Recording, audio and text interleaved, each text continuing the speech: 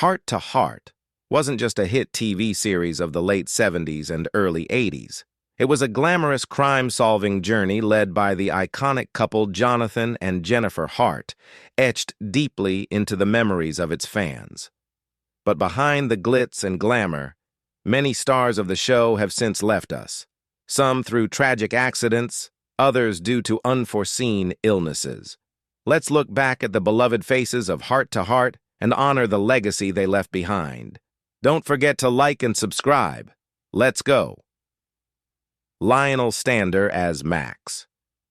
Lionel Stander was born on January 11, 1908, in the Bronx, New York. When he was 71 years old, he became a television icon in the role of Max, the loyal butler, chef, and chauffeur to Jonathan and Jennifer Hart in the hit series Hart to Hart, 1979 to 1984.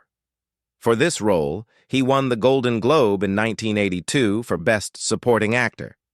But behind the image of the devoted servant lay a life filled with stress and pain. In the late 1940s, during the peak of anti-communist sentiment, Stander was summoned to testify before the House Un-American Activities Committee, HUAC. He refused to cooperate and openly criticized the committee and its informants as snitches staining democracy.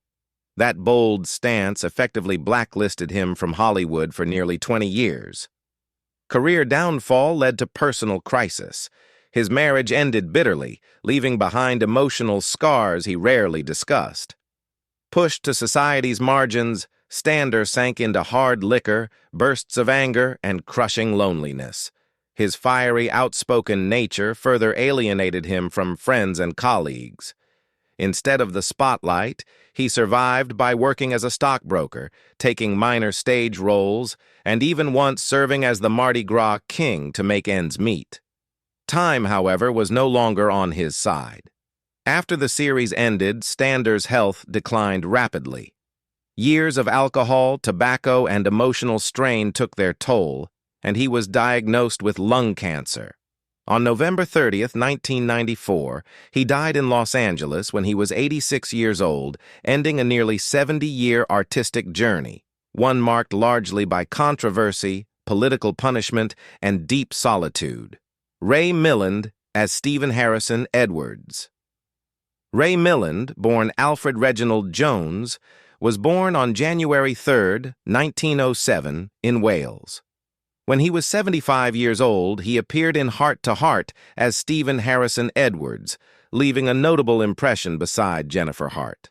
But the fame he enjoyed couldn't hide the storms of his private life, a string of tragedies behind the stage lights. Milland won an Oscar in 1946 for portraying an alcoholic writer in The Lost Weekend. Yet that haunting role wasn't entirely fictional. In real life, he battled alcoholism too, once pushed to the brink of despair, costing him both his career and reputation. As his star dimmed, he gained a reputation for being difficult, volatile, and unpredictable. Producers kept their distance, directors turned away. The man who was once Paramount's highest-paid star became a faded shadow among rising newcomers. His marriage to Muriel Frances Weber, which lasted over half a century, wasn't immune to strain. Tensions behind closed doors and his uncontrollable drinking gradually drove a wedge between them. Though they never officially divorced, their relationship grew distant and cold. Miland once admitted he was ashamed to stand in front of the camera, as though even he couldn't forgive himself for letting alcohol destroy what he held dearest, his family and his career. The pain didn't stop there. In 1981, his son Daniel died by suicide at the age of 41, a devastating blow that sent Miland into deep depression.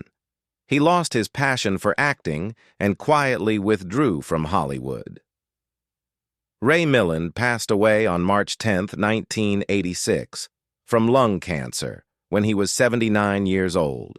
His body was cremated, and his ashes were scattered over the Pacific Ocean. Once a box office golden boy bringing in millions, he ended his life with a net worth of around $2 million, a modest figure for a legend who once reigned at the top. Bert Remson as Jimmy Delaney. Bert Remson was born on February 25, 1925, in Glen Cove, New York.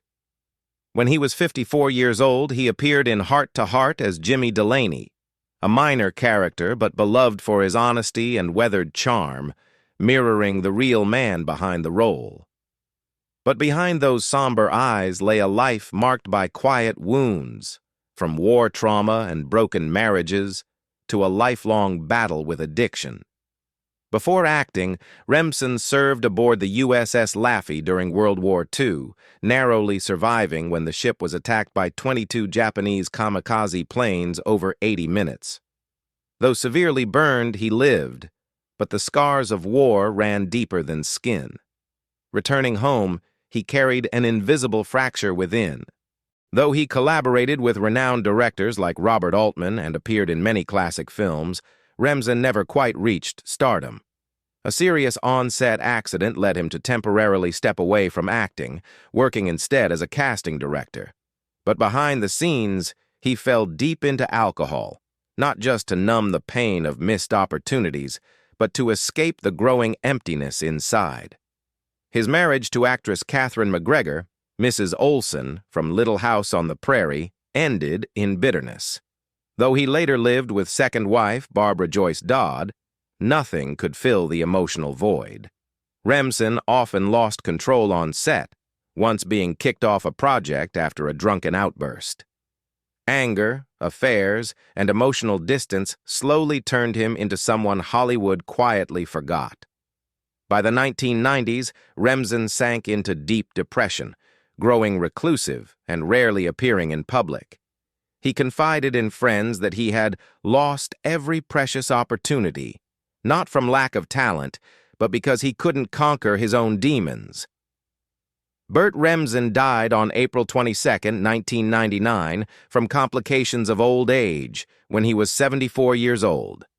His final film, The Sky is Falling, was released posthumously, a quiet farewell from a tortured artist. Roger Till as Claude Lutter. Roger Till was born on January 5, 1909, in Paris. A French-American actor, he was often cast in small roles like waiters or maitre d's. When he was 70 years old, he appeared in Hart as Claude Lutter, a brief but memorable part.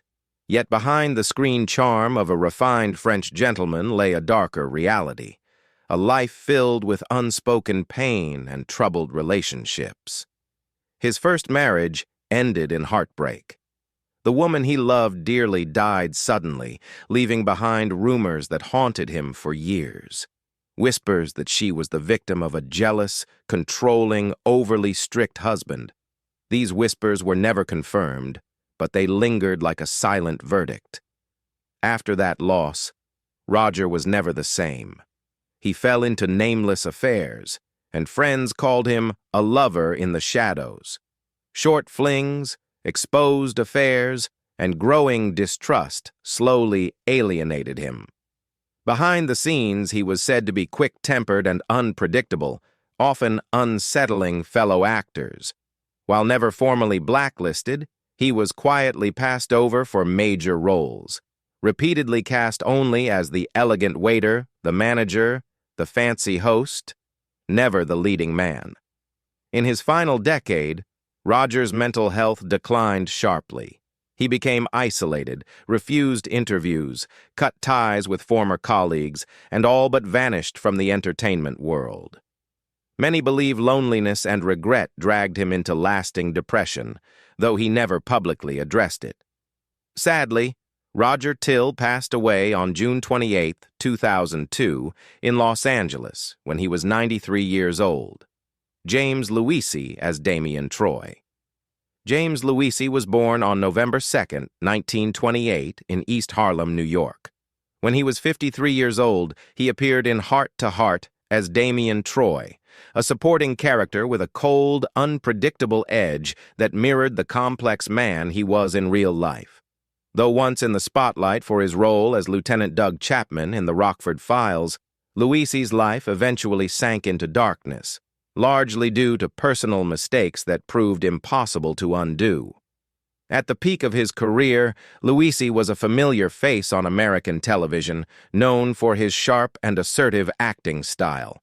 But behind the lights was a life filled with contradictions. Allegations of domestic abuse during his marriage shattered his public image. Though he was never criminally convicted, accusations from a former wife were enough to see him blacklisted by the industry. Producers withdrew offers, and he gradually lost the leading roles that once defined his career. As he became increasingly isolated in the industry, Luisi fell deeper into alcoholism, a struggle that, according to close friends, began after his basketball days ended, when he wrestled with feelings of failure and aimlessness. His drinking caused him to miss auditions, and he was once removed from a set for disruptive behavior. Over time, directors relegated him to small parts or avoided him altogether. He had talent, but he was too unstable, a former colleague once said. His alcoholism also led to financial ruin. Despite signing several major contracts in the 1970s, Luisi filed for bankruptcy at least twice due to reckless spending and failed investments. As his career declined and his personal life unraveled, he spent his final years filled with regret. It was said he once had the potential to rise to the level of James Garner, his co-star in the Rockford Files, but his outbursts, drinking, and poor decisions let that dream slip away. James Luisi died on June 7, 2002, from cancer, when he was 73 years old. His wife, Georgia Phillips, who stood by him for the last 41 years of his life, their daughter Jamie, and 2 grandchildren, were among the few who still believed in the goodness that remained in him. He was laid to rest at Pierce Brothers Valhalla Memorial Park in Los Angeles, a quiet place for a man whose life ended far from the glory it once promised. King Curtis as Alden Kendra. Keen Holbrook Curtis was born on February 15, 1923, in Salt Lake City, Utah. When he was 58 years old, he appeared in Hart as Alden Kendra, a supporting character with sharp charisma, perfectly matching Curtis's classic image, serious, composed, and often distant. But behind that polished demeanor was a man full of inner conflict, loneliness, and emotional wounds. Curtis won a Tony Award in 1971 for his role in The Rothschilds, and from there became a regular presence in Broadway musicals and dramas. But as the stage lights dimmed, the shadows of his personal life grew clearer. One of his biggest downfalls was a failed real estate investment in the late 1980s, during which Curtis was accused of fraud and embezzlement in a California housing project. Though he faced no criminal charges, the scandal cost him many friends in the arts world and dealt a heavy financial blow. His private life was equally turbulent. His second marriage ended in scandal when both he and his wife were accused of infidelity. Their public back and forth played out in the media, turning a respected actor into a subject of gossip. From then on, Curtis never remarried, choosing solitude in his later years, not only out of disillusionment, but also from a fear of being hurt again.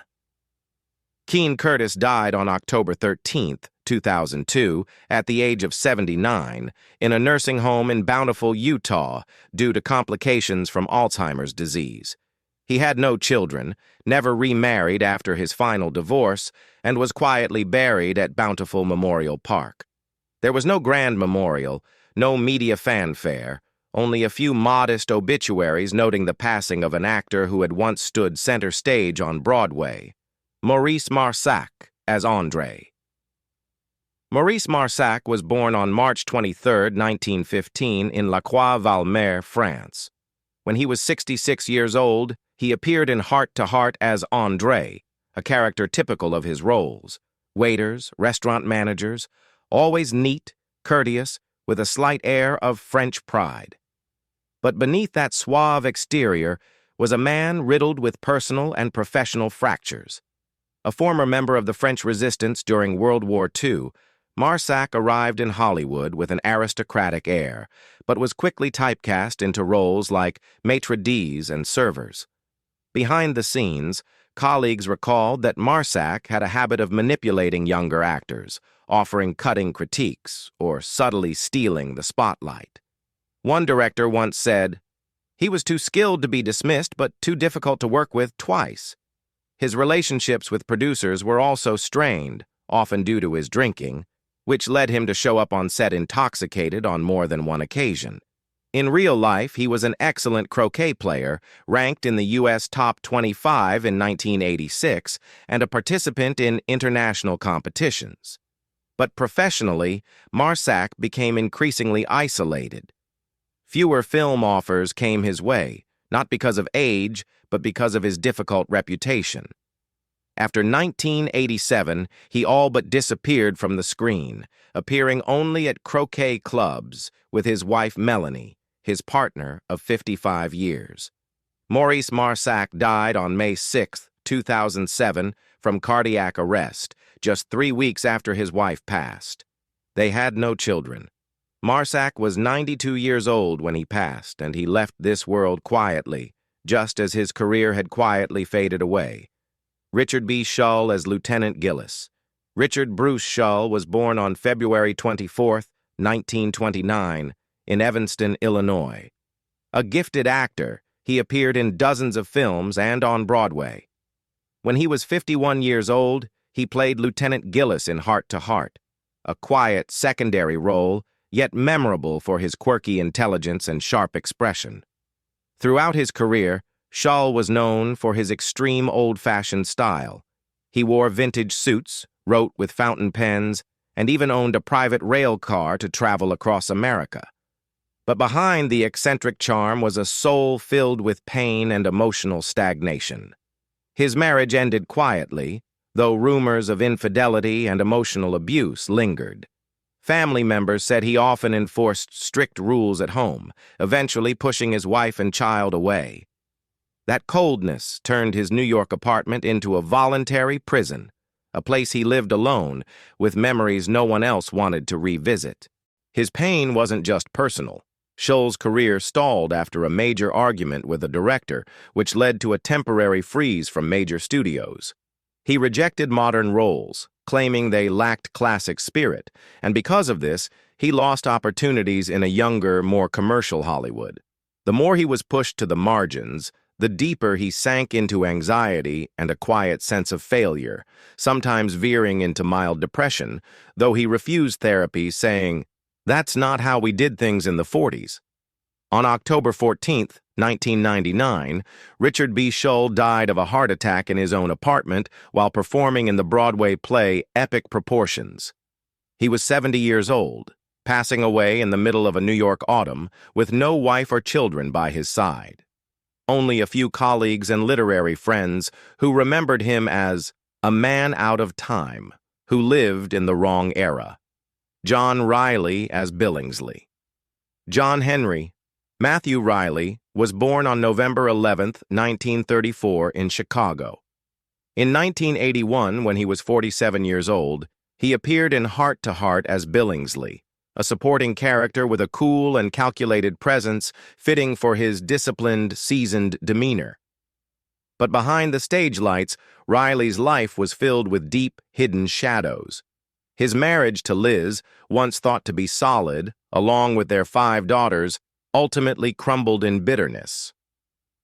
In the late 1980s, he was accused of both physical and emotional abuse, with numerous intense altercations reported within the family. Rumors of infidelity, controlling behavior, and authoritarian tendencies only worsened the contrast between his on-screen TV dad persona and his real-life image. The divorce not only shattered his reputation, but also created a permanent rift with his daughters, who later chose to distance themselves from their father. Riley also struggled with alcoholism, undergoing several stints in rehab. At one point, he mysteriously disappeared from television screens, prompting many to assume his career was over.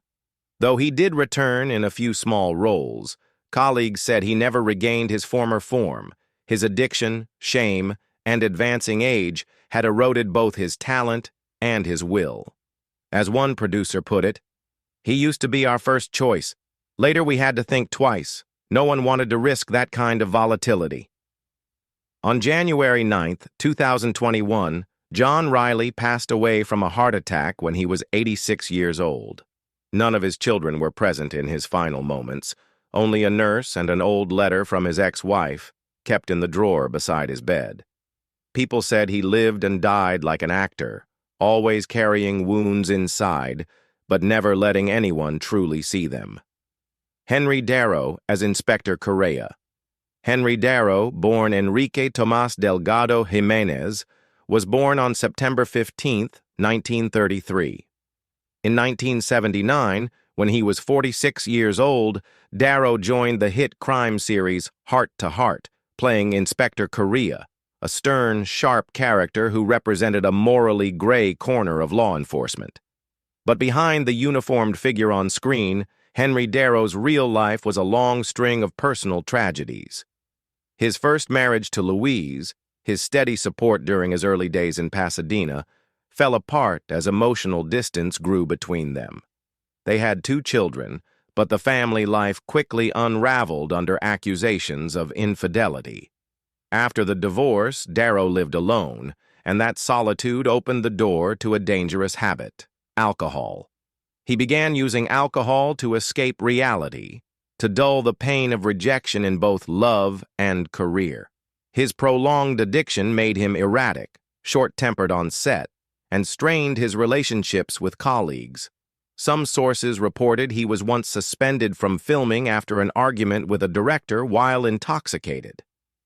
As a result, by the late 1980s, Darrow gradually disappeared from leading roles, reduced to brief supporting parts. In his final years, Darrow rarely appeared in public. He withdrew into solitude, cut off media contacts, and declined interviews.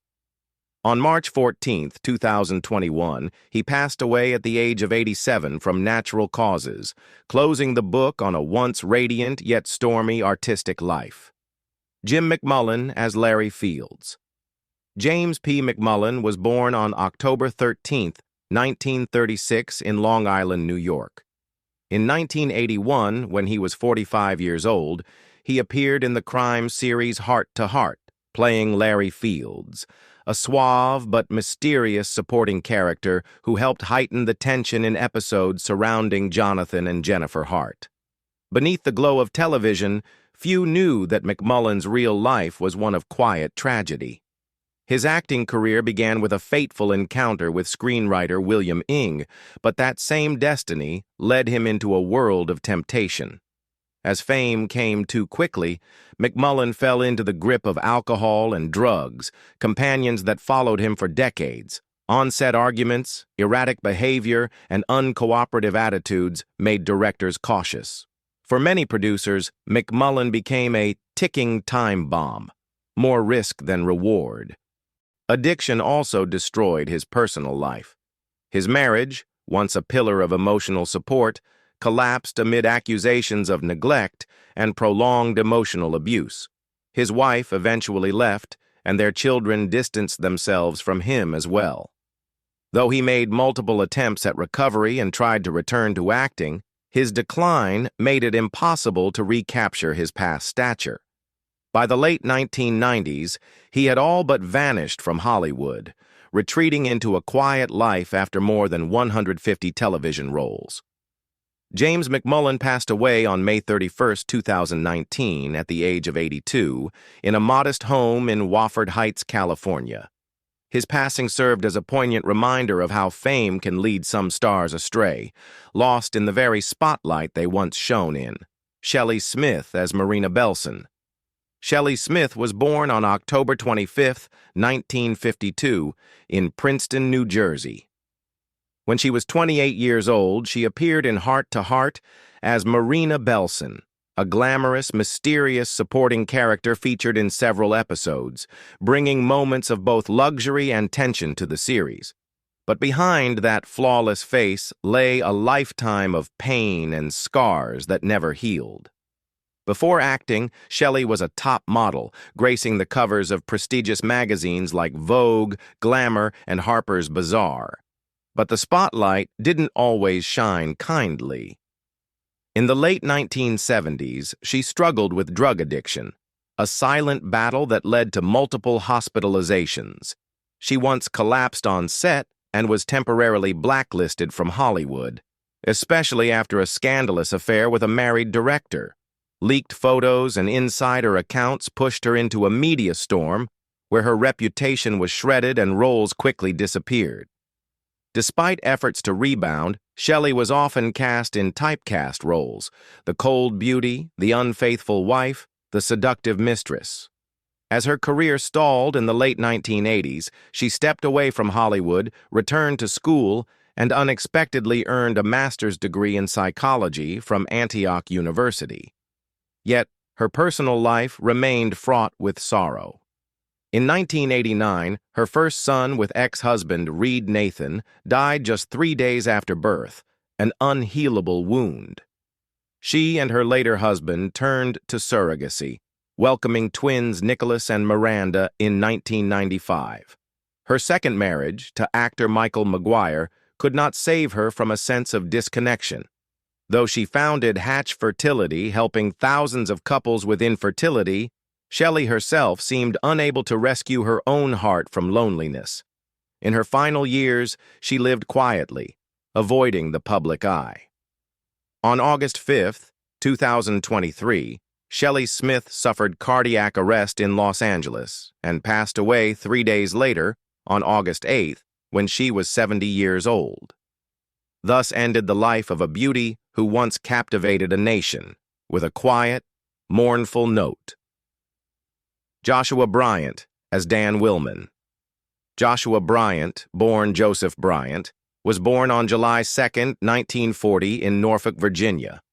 When he was 39 years old, he appeared in Hart as Dan Willman, a supporting character who featured in only a few episodes but left a lasting impression with his suave demeanor and mysterious personality. Bryant brought depth to scenes that demanded both intensity and emotional nuance.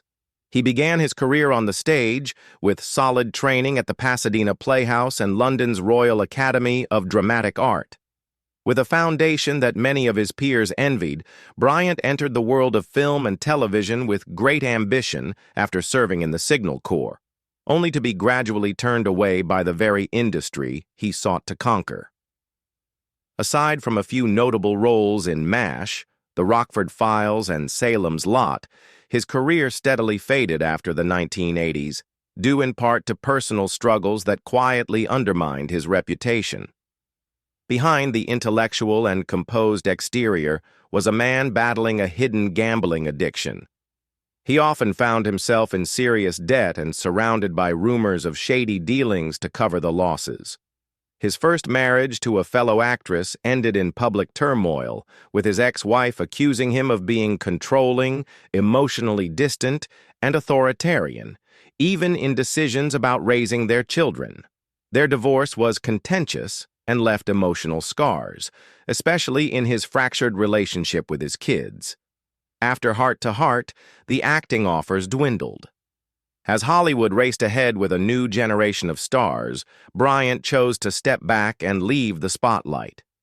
He spent a few years hosting Game Warden Wildlife Journal, then made an unexpected announcement. If the Bush administration invaded Iraq, he would leave the United States. In 2003, true to his word, he and his wife, actress Melinda Mullins, sold off their belongings and relocated to the rural Limousin region of France. Joshua Bryant passed away on June 25, 2024, just 1 week before his 84th birthday, in the quiet village of Maisonneuve-sur-Tardois, France, where he had lived in seclusion for over 2 decades. Joshua Bryant, a talent buried under the weight of his own inner shadows, departed as he had lived, in silence and with unresolved sorrow.